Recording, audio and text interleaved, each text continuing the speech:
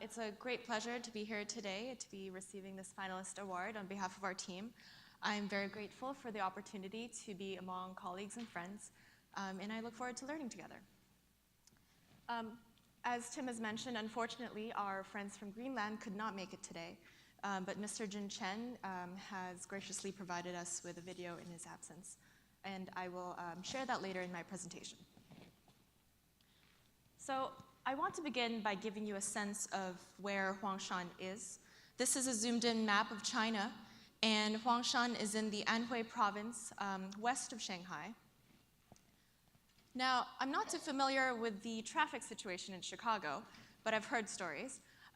But from LA, where I currently live, and in Manila, where I used to live, driving is a huge commitment. And to give you some perspective, from Shanghai to our site, the drive is 6 hours long. And you'll have to wonder why so many people have taken this trip. Huangshan has been one of the most famous tourist sites since the Ming Dynasty and continues to be a well-loved national landmark. When most of us think of China, we probably think of cities like Shanghai or Beijing, very crowded, busy metropolitan areas. But Huangshan really is something special. Huangshan translates to Yellow Mountain, and it's known for these ancient rock formations and really old town villages. Our site sits within Huangshan National Park, and it's known as one of the most beautiful places in China. It's home to over 300 species. Some are endangered and protected. There are 64 temples within the complex. The mountain range has 72 peaks, and on top of these peaks, visitors can experience the Sea of Clouds, which is this magical, mystical, thick layer of fog on top of the mountaintops. And along the way, you'll find waterfalls, hiking trails, and these ancient rock formations. In 1990, Huangshan National Park and the surrounding ancient villages were named UNESCO World Heritage Sites. And for all the Americans in our crowd today, this is also the filming site for the movie Crouching Tiger, Hidden Dragon. This is another image of that ancient villages. So to give you a sense of how really remote our site is, Anhui, this is the site of where those ancient villages are, and this is our site. So as you can see, there's really not much construction going on, and there's this really vast greenery around the site. Every year, artists, poets, photographers, and philosophers go on pilgrimage to Huangshan, and it's said to be the birthplace of Shanshui painting, which is the ancient art of Chinese landscape painting. So this is another image of a Shanshui city painting. And when I look at this image, I really see movement, feeling, and emotion. And that's exactly what a Shanshui painting is. It's about emotion. And a Shanshui painting is an artist's interpretation of the emotional essence of nature. So really, it's not about copying what one sees in nature, but rather it's about conveying the spirit of nature. MAD has adopted this Shanshui city philosophy, where we strive to connect humanity with nature through emotion. And at MAD, we create architectural landscapes that enhance the spirit of place, where it's not just a pretty picture. It's really about creating architecture with essence. Our site sits right next to Huangshan Taiping Lake, which is just on the base of the mountain range. The original brief asked us to design 2 high-rises on site, but knowing the history of the place, we took a step back and we said, maybe we'll propose something else. And like most of the developers in this room, our client wanted us to maximize the building ratio, minimize building costs, build fast, and gain profit. And these would have been residences for long-term ownership for people, and people would have the rights to rent them out. So they're kind of like timeshares.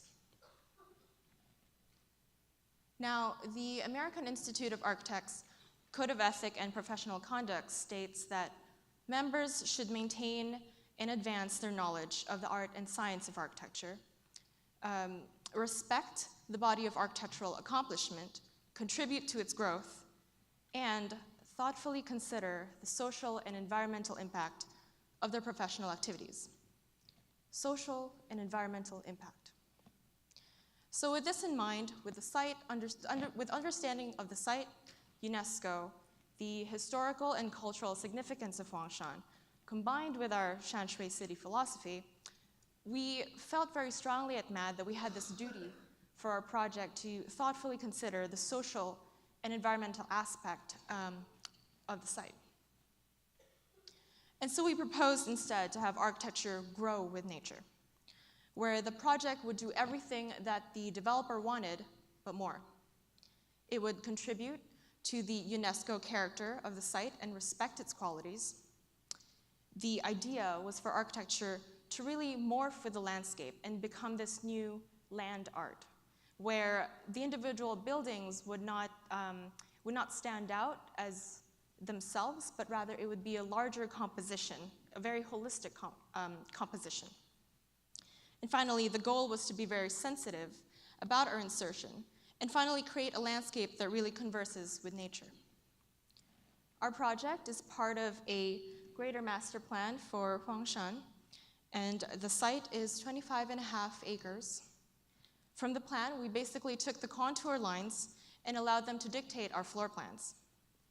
We took the 10 buildings with a total building area of 700,000 square feet from the 2 towers, and then divided them among 10 interconnected buildings.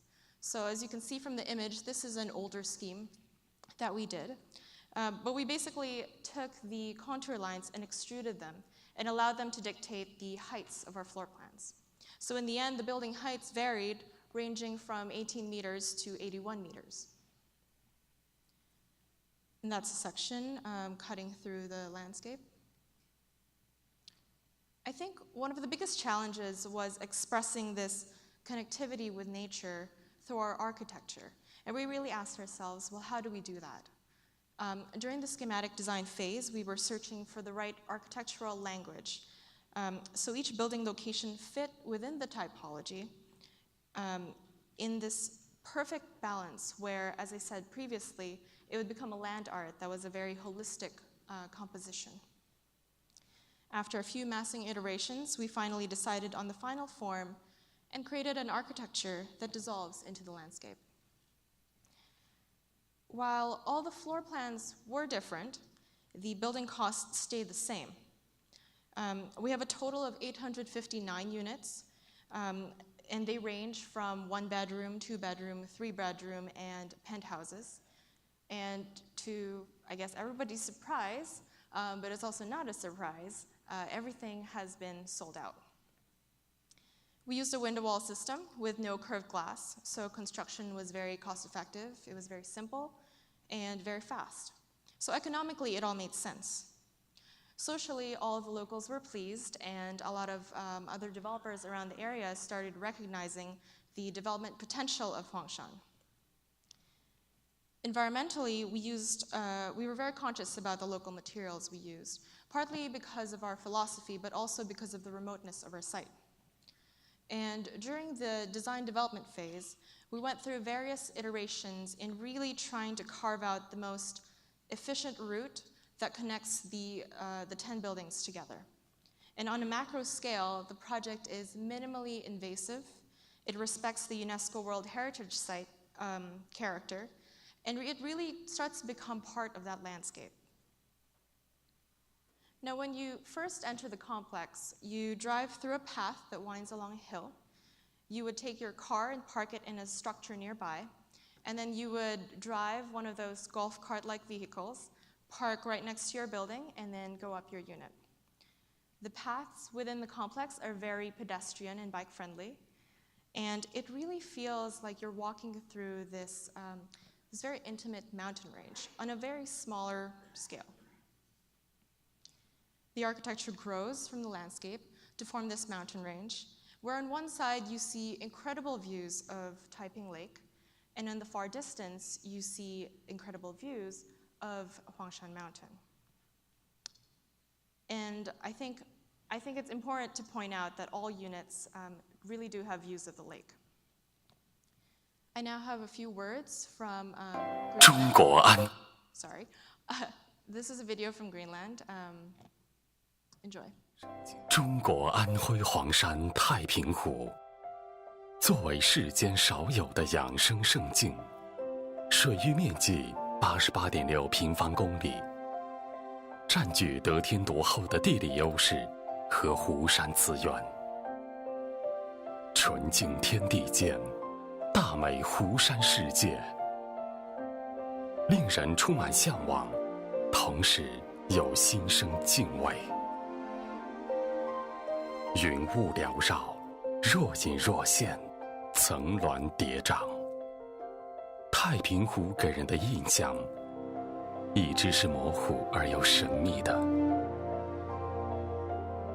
来到太平湖，曲径通幽，湖边巍然生长出10栋高矮不一的建筑，这就是绿地太平湖项目1期建筑，取名“山的样子”。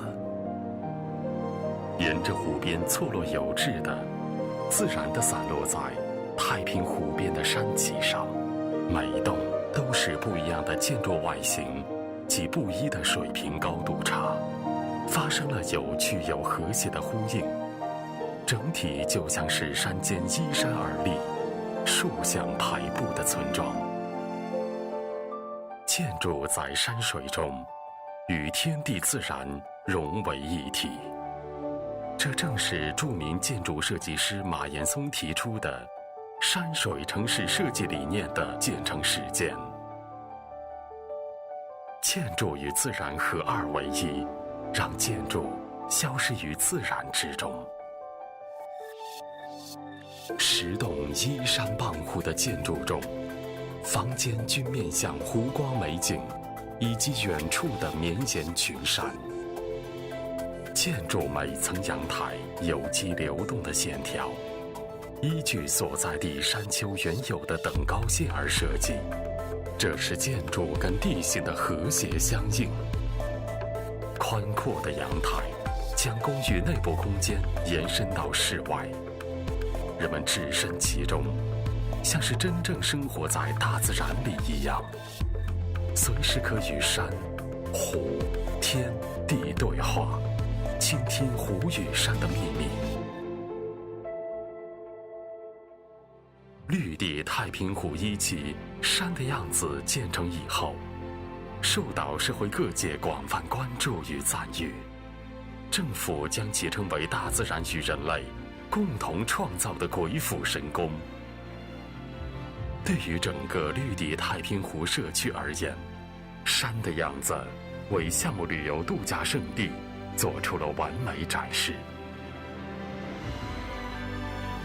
世界绿地深耕26载，以磅礴手笔、斥资千亿，打造绿地太平湖，携手著名建筑大师马岩松，在2山1湖间打造与山水相应的建筑，铸就人居与自然的和谐相融。